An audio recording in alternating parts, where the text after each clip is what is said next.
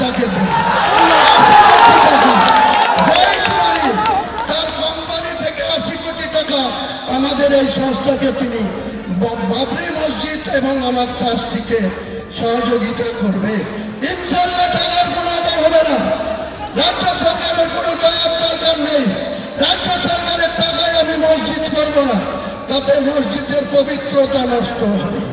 এটা আমি কোনো মতেই গ্রহণ করব না। এটাই হচ্ছে আমার মেন উদ্দেশ্য। আপনারা চুপচাপ থাকুন, শান্তভাবে থাকুন।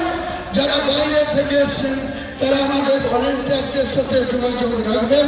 তারা আপনাদের সামান্য লাঞ্চের বা বিরিয়ানির প্যাকেট দেবে।